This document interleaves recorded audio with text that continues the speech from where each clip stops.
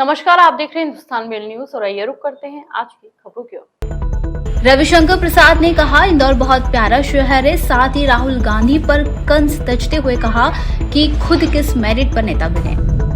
प्राचीन जल स्रोतों के संरक्षण का संकल्प महापौर ने पूजन कर बावड़ी में जल प्रभावित किया। शहर में नशेड़ियों का आतंक, आधा दर्जन से अधिक गाड़ियों में तोड़फोड़, घटना सीसीटीवी में कैद। मामला चंदन नगर थाना क्षेत्र का।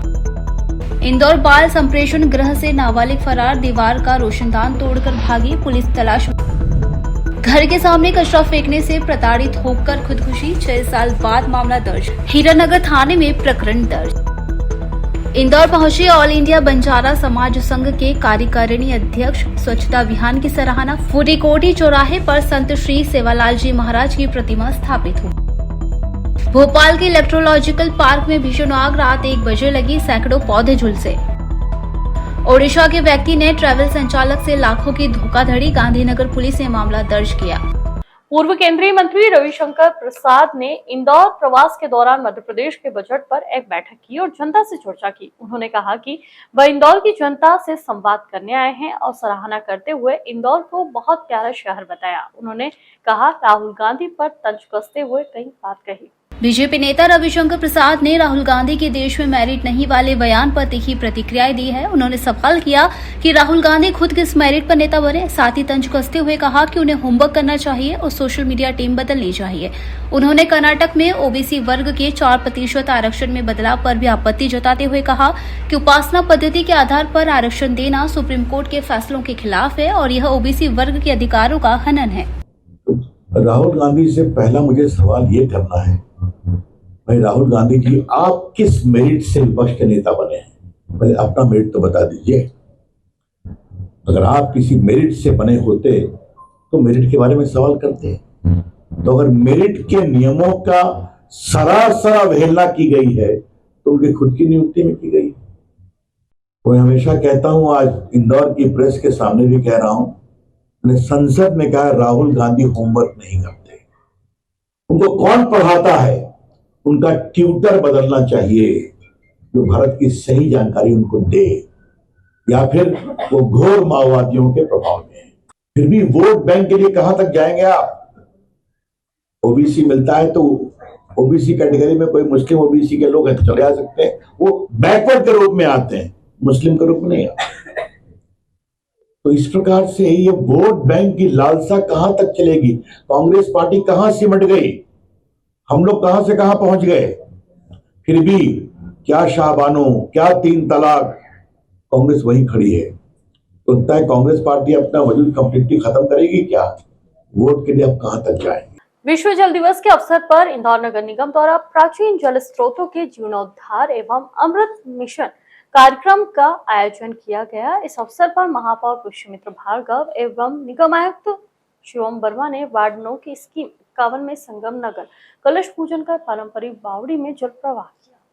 सफाई रखने के लिए खुद प्रयास करूंगा और लोगों को प्रोत्साहित करूंगा। जल है तो कल है।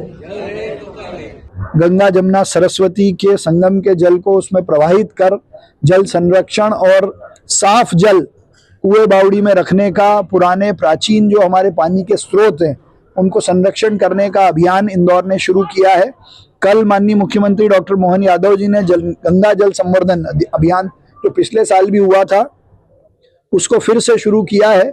हम भी इंदौर में करीब 550 से ज्यादा कुएं, बावड़ियां और पिछली बार 15 तालाबों की चैनल खोलने का काम किया था।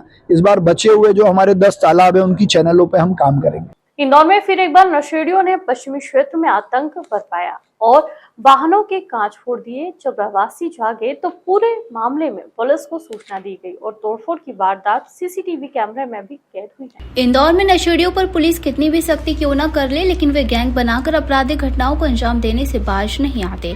ताजा मामला चंदन नगर थाना क्षेत्र का है, जहां आधा दर्जन से ज्यादा 4 पहिया वाहनों के शीशे बदमाशों ने तोड़ दिए। वारदात को अंजाम देने के बाद बदमाश एरोड्रम क्षेत्र की ओर फरार हो गए। चंदन नगर पहले से ही संवेदनशील क्षेत्र माना जाता है। ऐसे में घटना ने पुलिस की सुरक्षा व्यवस्था और रात्रि गश्त पर सवाल खड़े कर दिए। कल रात को लगभग 2 बजे के आसपास दो लड़के जो कि मोटरसाइकिल पर सवार थे, उन्होंने चंदननगर थाना क्षेत्र में कुछ कॉलोनी एरिया में से निकलते समय कुछ ईंट पत्थर के टुकड़ों से कुछ गाड़ियों के कांच फोड़े हैं, नुकसान पहुंचाया है। उसमें सुबह जब ये सूचना प्राप्त हुई है तो हमने उसके घटना के सीसीटीवी फुटेज वगैरह चेक कराने के लिए टीम लगाई हुई है और दो लड़कों के फुटेज काफ़ी कुछ उसमें क्लियर आ रहे हैं, तो हमारी टीम लगी हुई है। शीघ्र ही हम आरोपियों तक पहुंच के इनके विरुद्ध सख्त कार्रवाई करेंगे। तो कितनी गाड़ियाँ फोड़ी है कुछ? अभी जो प्राथमिक तौर पर जानकारी सामने आई है तो कुल करीब 6 गाड़ियों के कांच फोड़ने की जानकारी आई है और उस तरफ फिर ये कॉलोनी नगर तरफ निकल के गए हैं, तो वहाँ भी फिर अभी जानकारी हम ले रहे हैं कि किस रूट से गए हैं। उस पूरे रूट को हम चेक करा रहे हैं और शीघ्र ही हम इनको गिरफ्तार करके सख्त कार्रवाई। इंदौर के बाल संप्रेषण गृह के 3 बच्चे दीवार का रोशनदान तोड़कर फरार हो गए, जिन्हें अब पुलिस की टीम विभिन्न स्थानों पर तलाश कर रही है। हत्या सहित दुष्कर्म और पॉक्सो एक्ट के मामले में बाल संप्रेषण गृह में रखा गया था। पूरे मामले की जानकारी देते हुए एडिशनल डीसीपी राम स्नेही मिश्रा ने बताया कि दुष्कर्म, हत्या और पॉक्सो एक्ट के आरोप में बाल संप्रेषण गृह में रखे गए 3 बच्चे रोशनदान तोड़कर फरार हो गए। फरार बच्चे शाहजहांपुर और मुरैना के रहने वाले हैं। घटना के तुरंत बाद बाल संप्रेषण गृह के अधिकारियों ने पुलिस को सूचना दी। अब हीरानगर पुलिस तीनों बच्चों की तलाश में जुटी हुई है और एक विशेष टीम बनाई गई है जो कि शाहजहांपुर और मुरैना जाकर उनकी तलाश करेगी। इस पर से अपराध धारा सदर कायम कर लिया गया है और पूरी पतारसी की जा रही है कि किनके कांटेक्ट में आए हुए हैं और कहां मिलने की संभावना है। हमारी टीम लगी हुई है, जल्दी आरोपी गिरफ्तार किया जाएगा।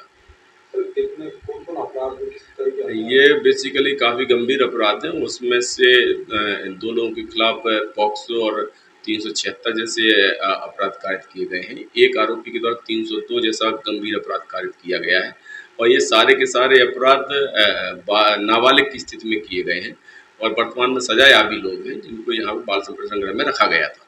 भारत के सबसे स्वच्छ शहर इंदौर में घर के बाहर कचरा फेंकने से प्रताड़ित होकर खुदकुशी करने के मामले में 6 साल के बाद परिवार के आदेश पर खुदकुशी के लिए प्रेरित करने की धाराओं में प्रकरण दर्ज किया गया है। 31 जुलाई 2019 को बजरंग नगर निवासी शंकर लाल ने खुदकुशी कर ली थी, जिसके पास से सुसाइड नोट मिला था। शुरुआती जांच में कोई ठोस तथ्य नहीं मिला, लेकिन परिजनों की शिकायत पर राम अवतार थामने के खिलाफ आईपीसी धारा 306 में मामला दर्ज किया गया था।